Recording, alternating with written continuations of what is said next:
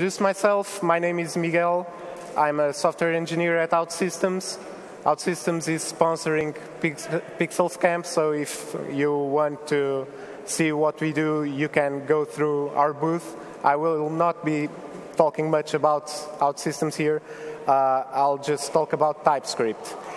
And to talk about TypeScript, I have to start by talking about JavaScript. I really like JavaScript.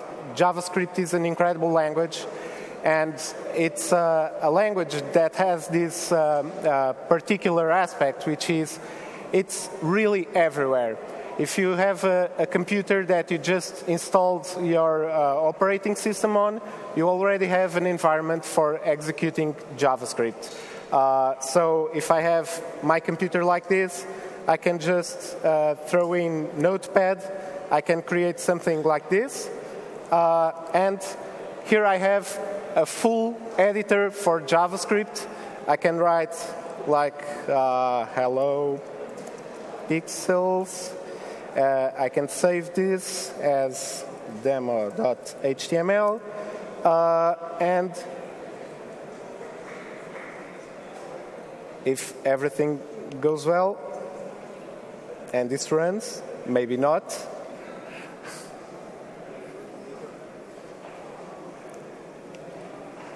Open. No. Oh well.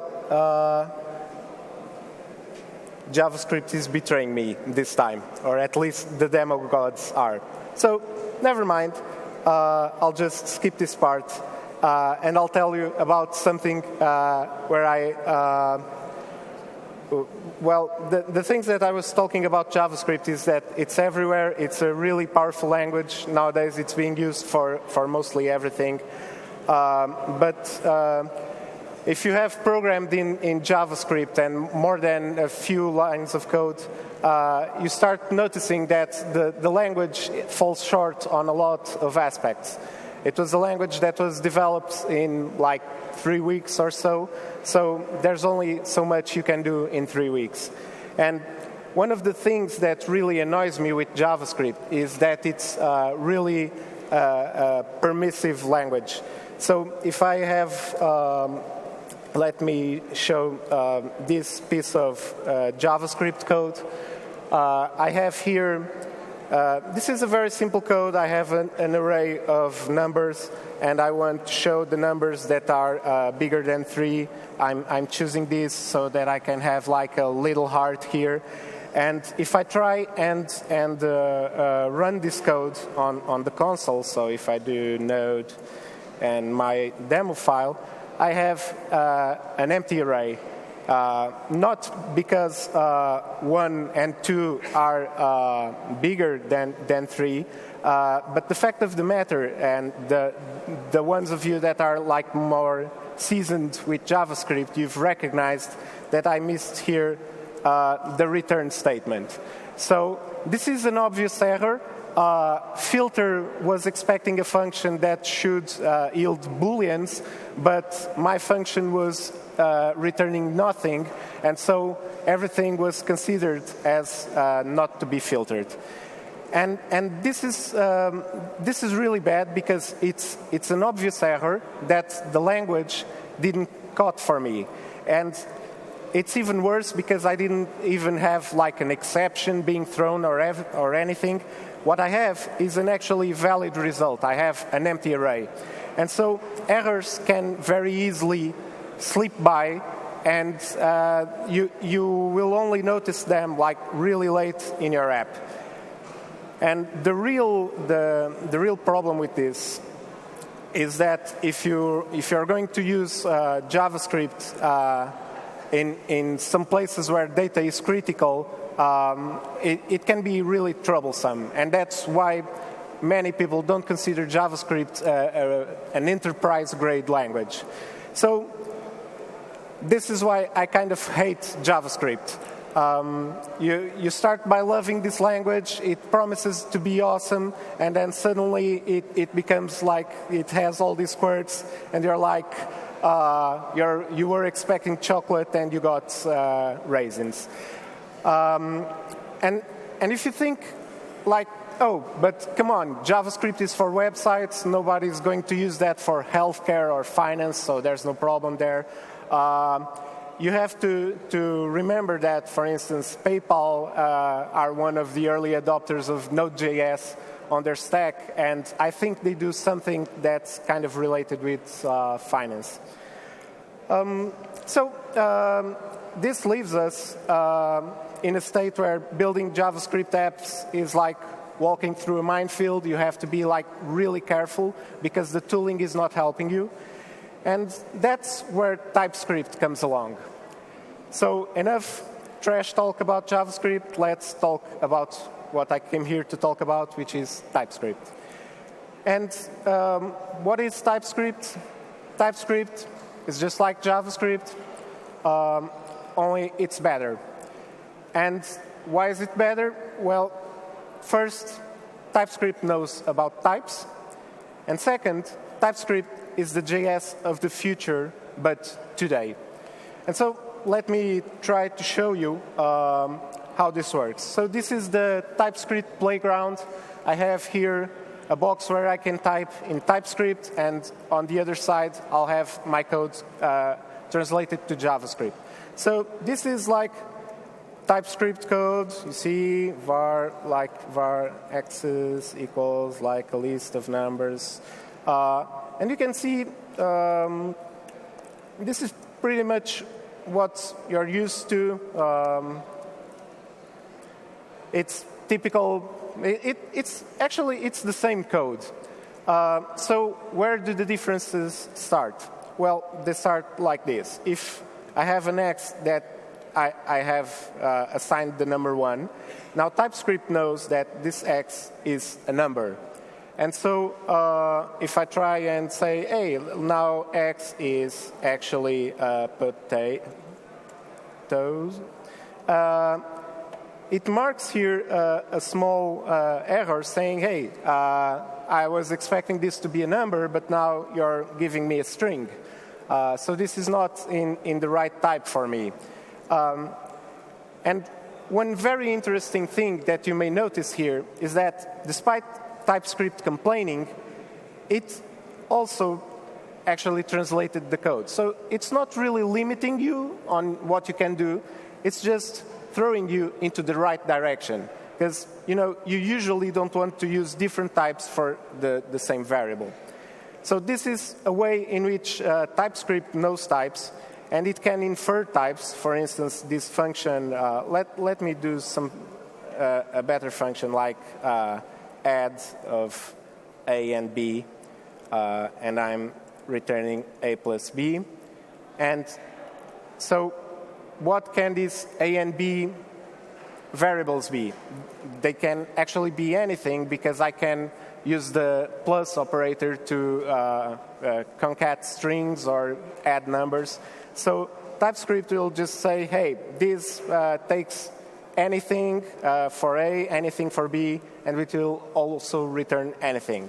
But if I do something like multiply here, now it knows A and B can still be anything, but the result will definitely be a number, even if the number is not a number.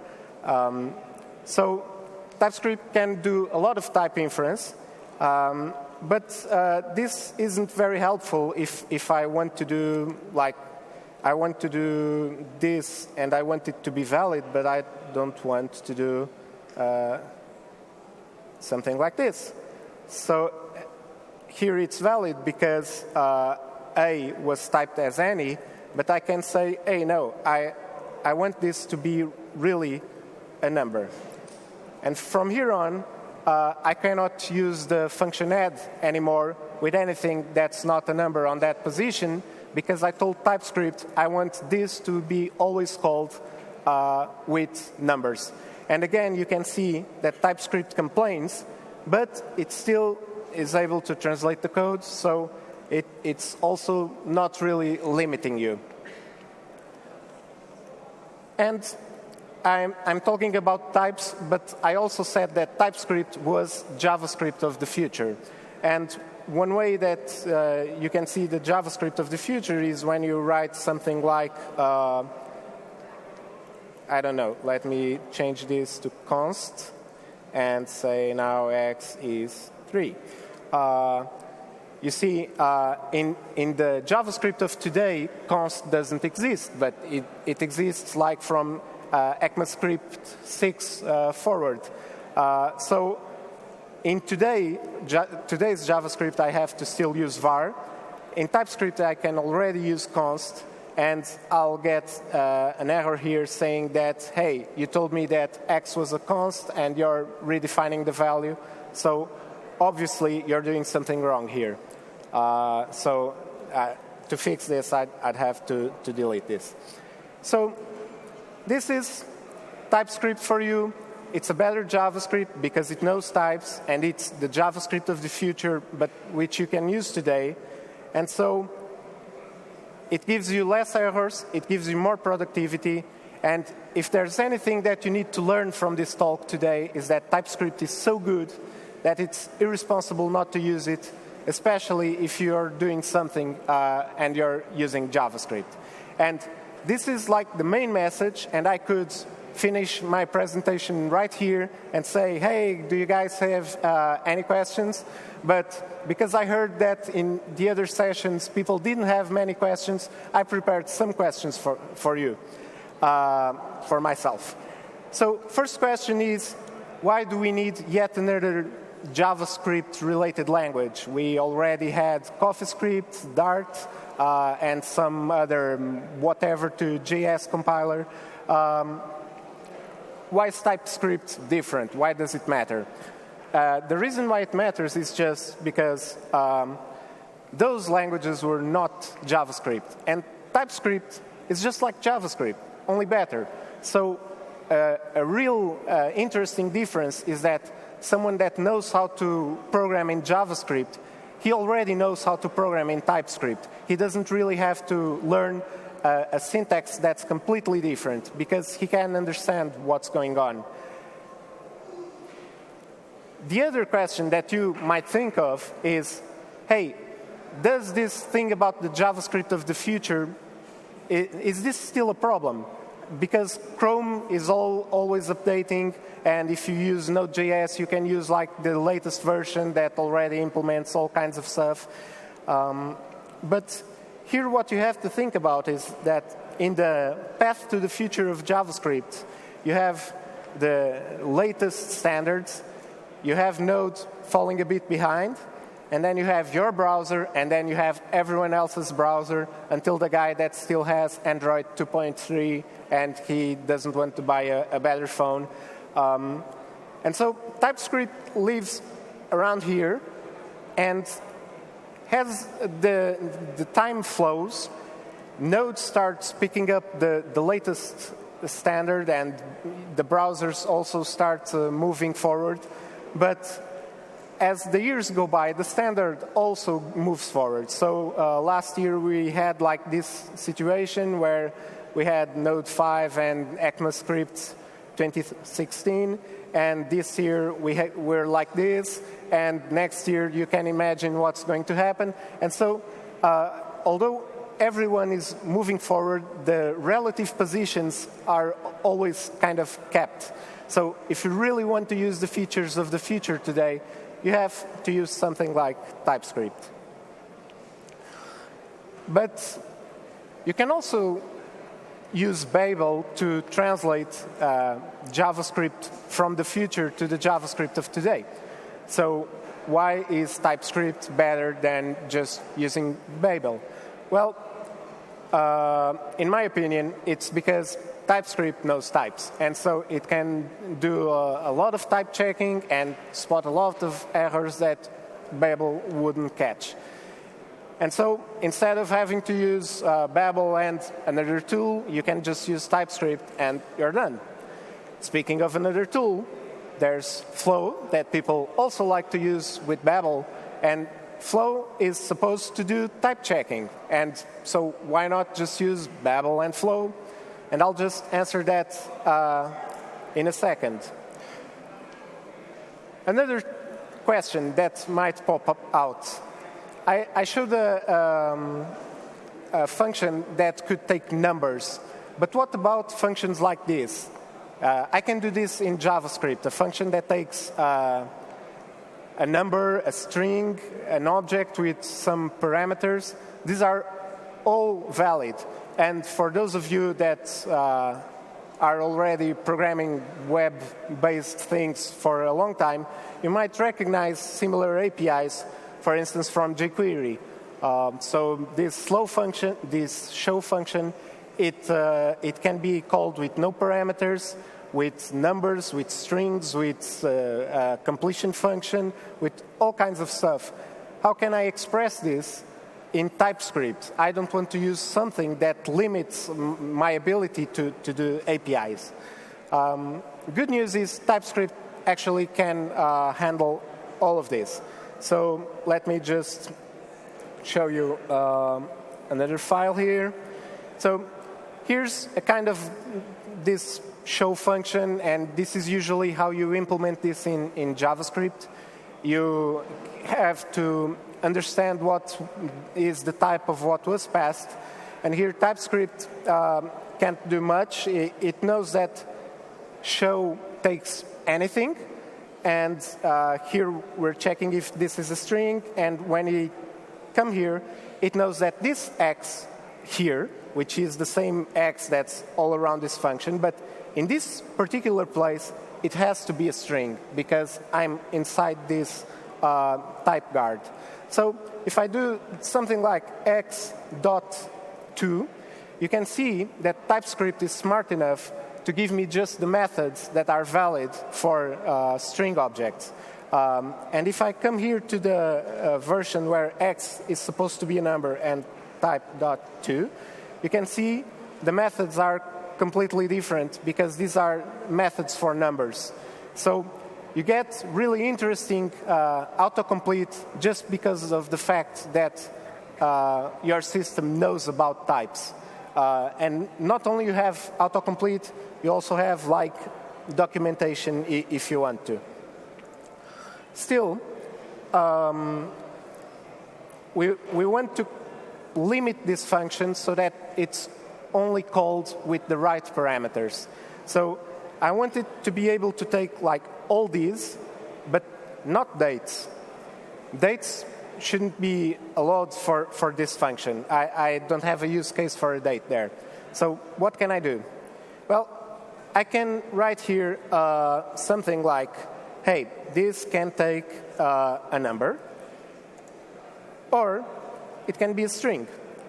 And so now something happened, which is the versions of this which take a string and the number are valid, but all the others are complaining like, hey, this is not assignable to whatever this function is expecting. I don't have to type all this in here. I can just, say this is my show parameter. And I can define the type somewhere else. So I can say that the type show parameter is, and I can say it's a number, or a string, or a function, or it can be an object which has a delay, which is a number. Okay? And now you see, I have the string, I have the number, I have the function. Delay, nothing complains about it, but this target is clearly, it wasn't expected here. So that's why only the target part has this red underline. I can also put like a target as optional. I can say it's like an HTML element or something. So there's like TypeScript knows a lot of types already, and now I have essentially like the whole API well specified, except this date that I didn't want to be accepted, it's not accepted, and so this will help whoever is making use of my show function to write code that works, to write code without bugs. For instance, if I were to misspell delay and write it with a capital D, this would be an error immediately, and the developer would spot this immediately. So when I'm using TypeScript, I have to rely on having the documentation open a lot less. And this is like for answering this question in particular, but I have a few more questions here. So these types are nice, but how does this play with external libraries? So I had that show method, and jQuery has that show method, but I don't want to be like writing the types for a library that's not mine. TypeScript actually has a solution for that. So if I come here, let me show you.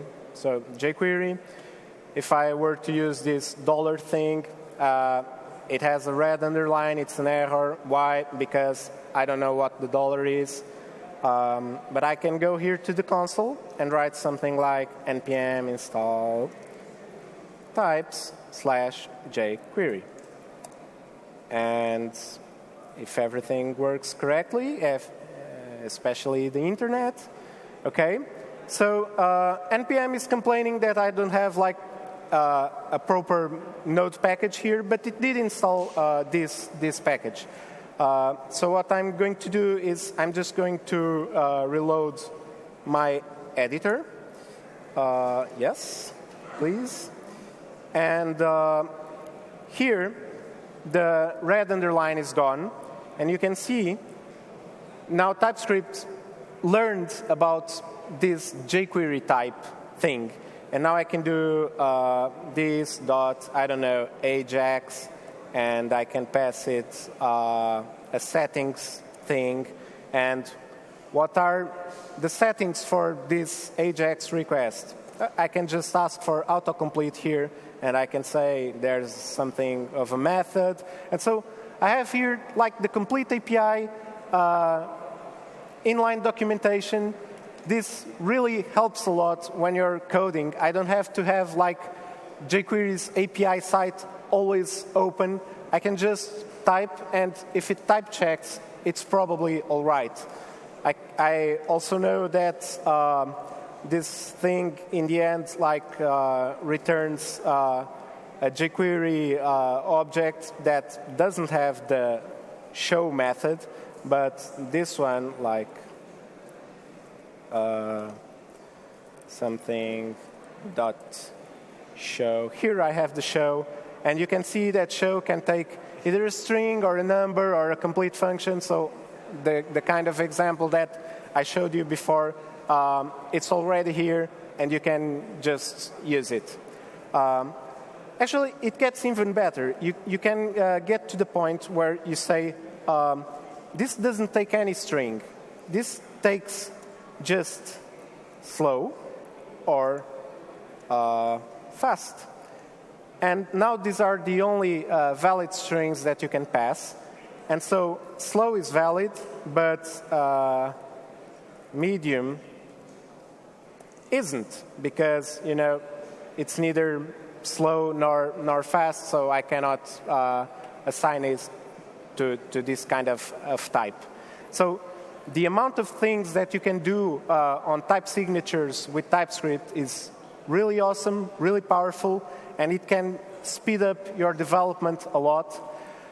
And another reason why TypeScript plays really well with other libraries is it's just JavaScript. In the end of the day, it compiles to JavaScript.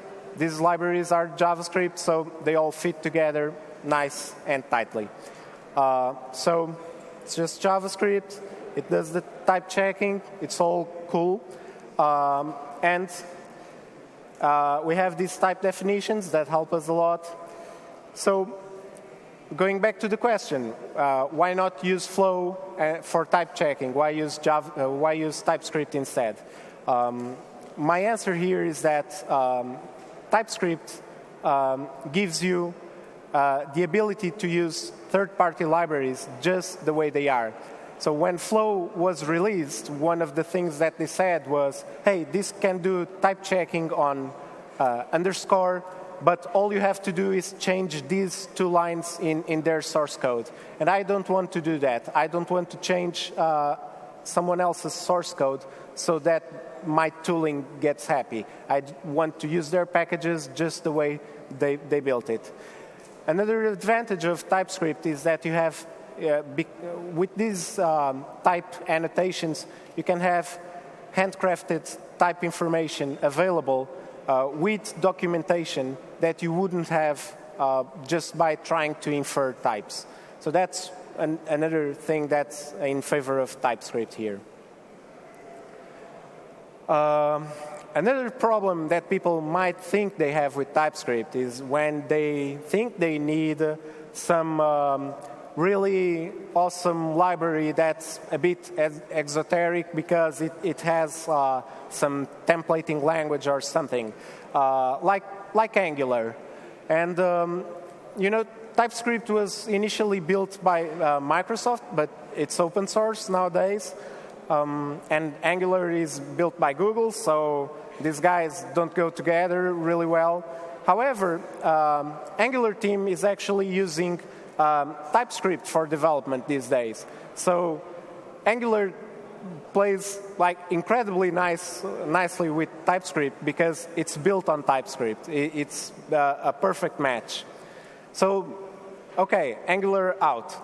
Another fashionable library like React.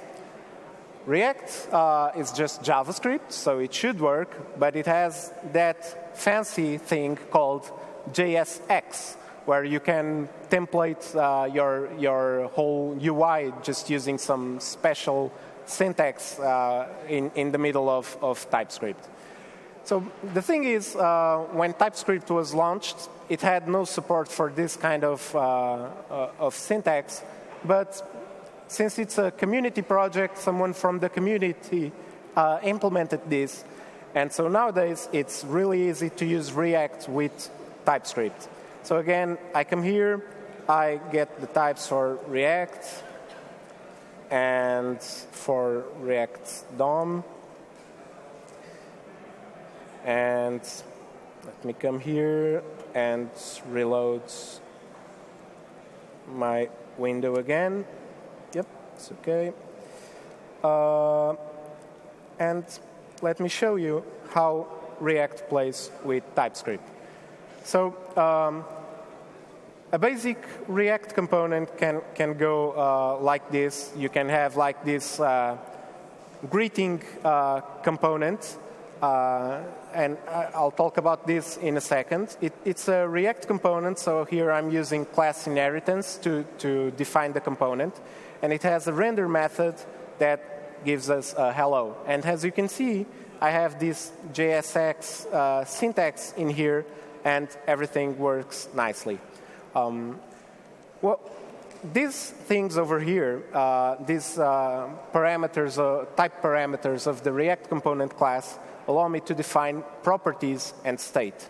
So I can say that this component actually has, for properties, has something like a name, which is a string. And now I can use it here. So if I write this dot, you know, props dot, and here it is, the name.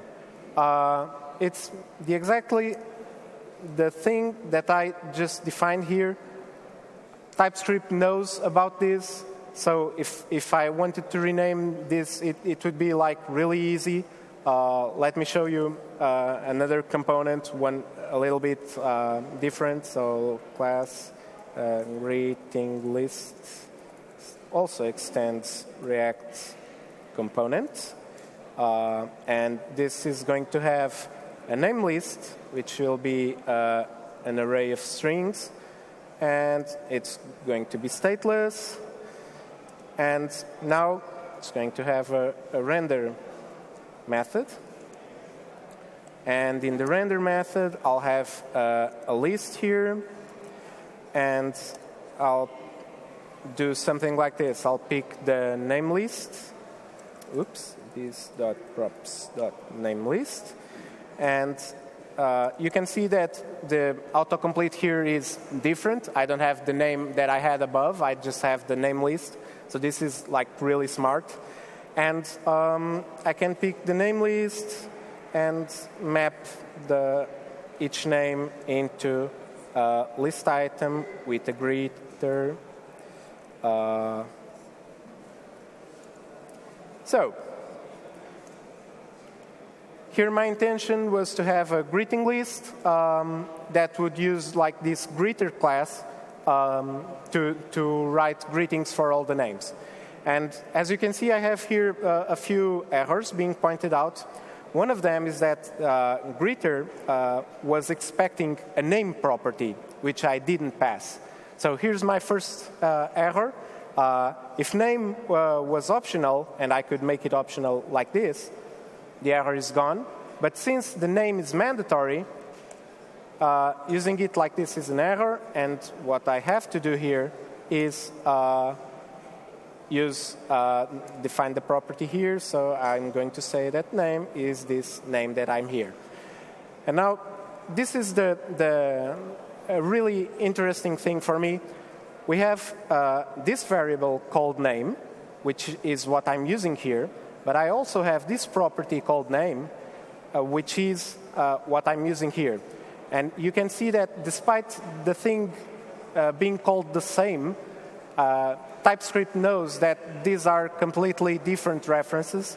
And so, for instance, if I wanted to rename this one, so come here and I rename symbol, and I call it just X, only these X's changed.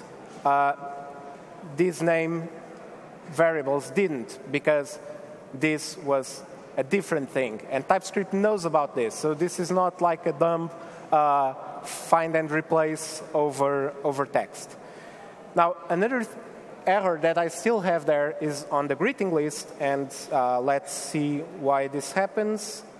Yeah, because render isn't compatible with what the component was expecting. Because my render returns void, and the other render was supposed to return an element. And so this is the same mistake that I did with the filter before. So I forgot to put here the return statement. Oops, return. And now the error is gone because my render method is behaving properly and returning the thing that it was supposed to do, and not just, calculating things and then returning nothing. So this is really awesome.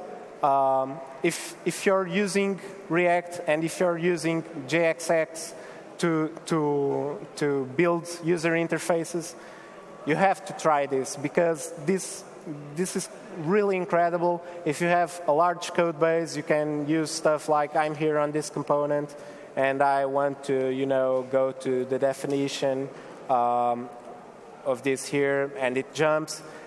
You can put some, JS comments. So this thing greets, and here I'll get the inline documentation. So this helps you have like a much better code base, and it helps you like avoid bugs. It's just really awesome. And we already have type definitions for everything that React knows about. So I could define here, properties for everything that I wanted. I have autocomplete for them. So it's really awesome to use this JSX with TypeScript. So React with TypeScript is a perfect match. So what else do we have that might limit us into using TypeScript? One of the things that you might think about is, I was using VS Code to show you the coding examples, but you might like to use VI or some other editor that you're thinking about. I didn't put Emacs here because Emacs has a terrible logo. A cool thing about TypeScript is that the compiler is actually kind of decoupled. And so what these guys did was structure the compiler like this. There's this thing that compiles the language, and then there's the language services. And you can leverage the language services to use Autocomplete for an IDE of your choice. So all the IDEs that I showed before, including Eclipse, they already have plugins that provide incredible autocomplete for TypeScript and error checking and everything. And they use the actual TypeScript compiler. So it's not something like the plugin thinks the code will work, but then the compiler will not make it work. No, because it's the exact same parser, it's the exact same compiler.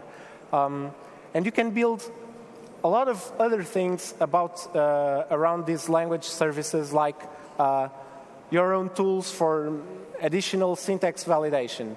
So, for instance, at OutSystems, we have a large code base, and we want people to be really strict and annotate all the types. So we use something called TS-Lint that uses the TypeScript engine and makes additional validations over the source code. And you can have all kinds of rules. You can write your own rules. So you can write the rules to say that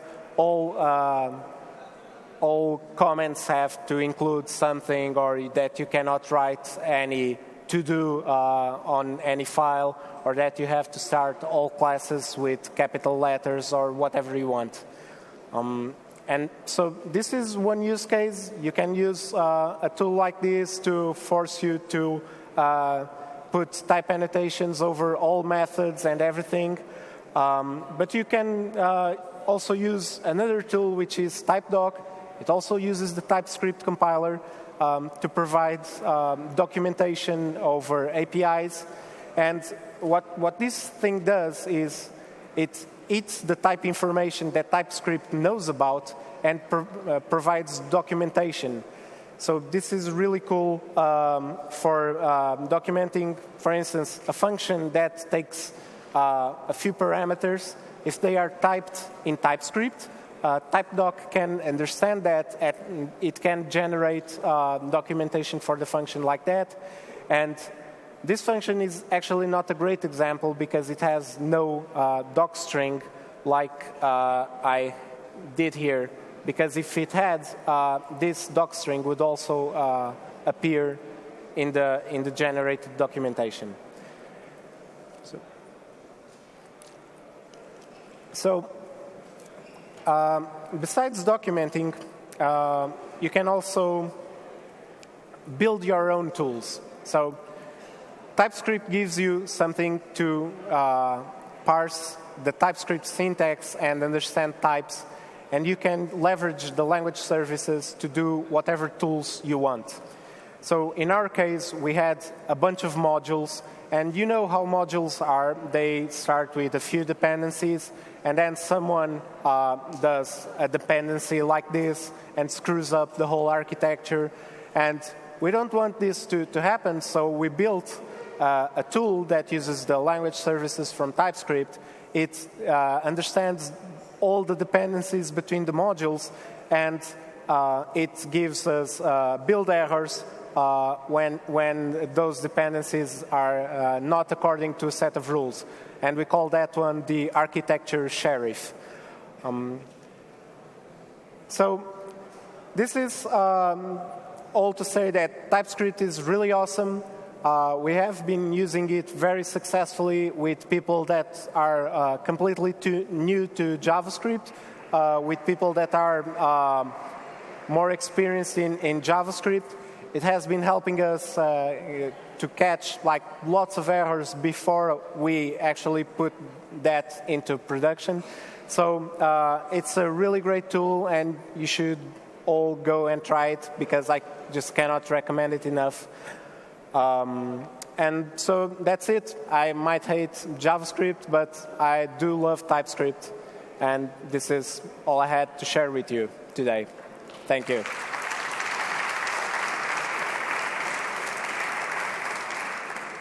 So now I don't know if you have real questions this time from you, not from myself.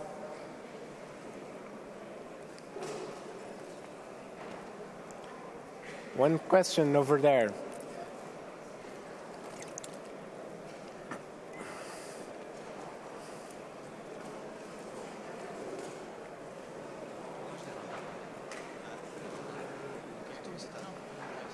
Okay, they want me to stand. That's too much. Okay, Miguel, thank you for the presentation. It's a small, specific question. I could research it myself, but since you're here, I will try to leverage on your experience. I could feel some problems with Webpack module loaders, like when you're not loading JavaScript or loading less or SVG or images anyways. So I wanted to ask if how does TypeScript handles that? Can it detect that you're like loading less inside your JavaScript, or will it give you kind of an error, or do you have to install any kind of extension, or do you have to ignore that line of code? So how does it work? Thank you. So if I understand the question correctly, well, TypeScript can represent modules in JavaScript in a variety of ways, and you can actually parameterize that to the compiler. So you can create a file called tsconfig.json, and you can do something like module, and you can say what kind of module system are you compiling into. So you can use CommonJS, AMD, or UMD, whatever you want. And so what you do then is, in TypeScript, you always use the same syntax, which is the ECMAScript module syntax, so that import stuff from module. Then in JavaScript, it gets translated to one of these systems, and then some tools like Require.js or Webpack can, they already know those module systems, and so they can parse that code without problems. Then there's the question of what about if I want to force my module system to include some weird thing like CSS. So let's say that I'm using AMD here, and in this React file, I wanted to import something that's going through a weird plugin. Well, I can put an annotation here, something like AMD dependency, and I can put a name here. I believe the syntax is like this, and do those kind of CSS, myfile.css. And what will happen is TypeScript will recognize this special kind of comment, and it will turn this into a dependency on the generated code for the define that it will generate. So Webpack will be able to understand this and do the bundling normally. Okay? Another?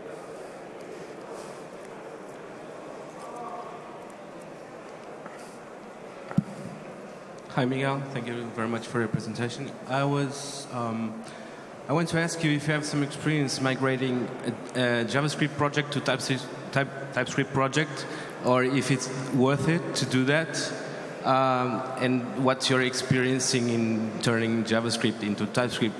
That's about it. So if you have like already a large JavaScript code base, how can you start turning it into TypeScript and start leveraging types? Actually, it's very simple because you can kind of mix the code. So the latest version of the TypeScript compiler has another flag here, which is called allow.js. And what this does is, if we set this to true,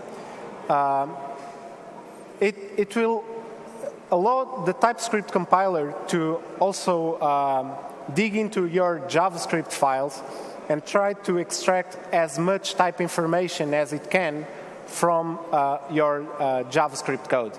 So as I had shown before, you can write stuff in plain JavaScript with no type annotations, like this. And, well, the TypeScript compiler cannot recognize much about A and B, but it will recognize that at least add is a function, so it will know some things. If you're lucky enough to have your code base with some, well, I don't know, the param, it's like this, the syntax, maybe. No. A number. Well, if you, no, I'm not writing the right syntax, but if you have well-formatted JSDoc comments, TypeScript is smart enough to understand that the variables are of that type. Actually, it's not working here because this is TypeScript, so I'm not supposed to define the types in the comments. But if this was a JavaScript file being parsed by the TypeScript compiler, it has that kind of intelligence to use the JSDoc comments to infer extra type information about the code. So you can use this allow.js flag to start small and slowly converting everything to TypeScript. Because most of the codes will be actually compatible, it will probably be as easy as renaming your files from JS to TS. And after a while, you should start adding some type annotations, and then you will also start catching some bugs or some places where you were not expecting that usage, but that fortunately never happened in your production system. And so it's actually a very easy process, and that a lot of projects have been adopting that strategy, and it's working really well.